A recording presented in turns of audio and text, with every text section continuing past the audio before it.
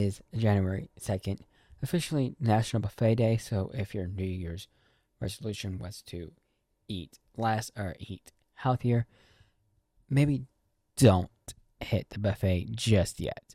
But you can still celebrate Swiss Cheese Day, assuming that you're not lactose intolerant. And if you are, I guess you're out of luck.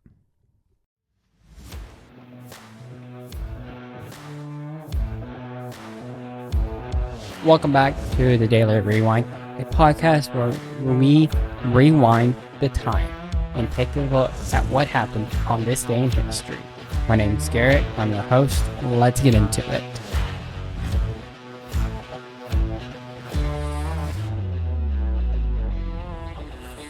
Real quick, did you know initially the term buffet was used to refer to a piece of French sideboard furniture from which people would serve food? However, the name was eventually used to refer to the serving format itself.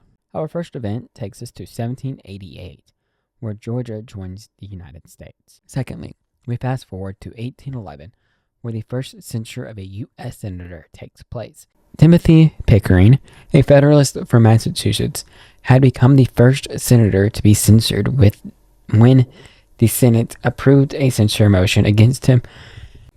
When the Senate approved a censure motion against him by a vote of 20 to 7. In 1811, there was only 36 senators. First, a censure is a formal vote of deep disapproval of a member's conduct taken by either chamber of Congress. A censure is a formal vote of deep disapproval of a member's conduct taken by either chamber of Congress. Pickering was censured because of his accusal of violating congressional law by publicly revealing secret documents communicated by the president to the Senate. Nothing else happens. It's basically just a slap on the wrist. No one gets removed because of a censure. There are steps in place to remove a member of Congress, to oust someone, kind of like what we saw with Matt Gaetz or George Santos most recently.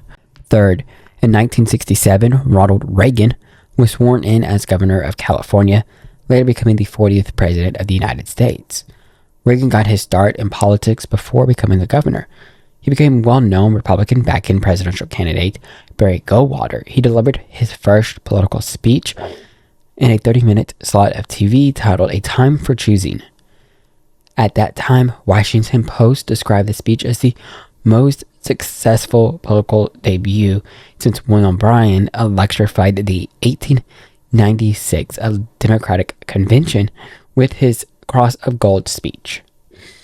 Reagan's speech resulted in over $1 million being donated. Reagan's speech resulted in $1 million in campaign donations after his speech. He later announced his candidacy for governor in 1966, running against the incumbent Democrat Edmund Brown, who took Reagan most of the time for being an actor.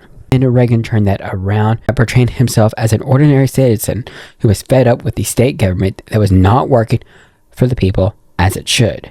Reagan won the election by nearly 1 million votes. During his 2 terms as governor in 1967 to 75, Reagan erased a substantial budget deficit inherited from the Brown administration through large tax increases in the history of any state to that time, and instituted reforms in states' welfare programs.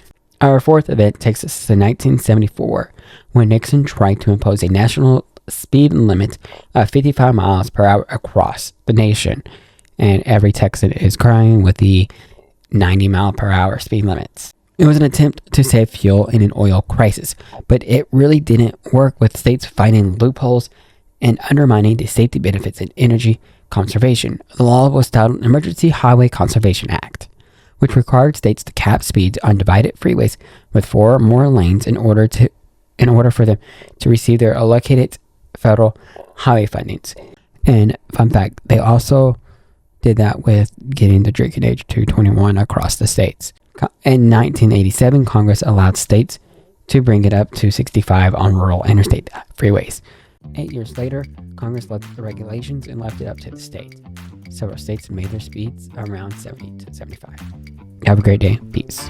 Thank you for tuning in to the Daily Rewind. The Daily Rewind is produced by myself and History Talks with Garrett. Make sure to follow us on all social media platforms at the Daily Rewind Pod, and you subscribe to us wherever you're listening to this podcast so that you can get notified of future episodes. And if you are on a podcast platform that allows you to rate this podcast, please rate us. That way we can reach a greater audience. I will see y'all next time. You have a great day. Peace.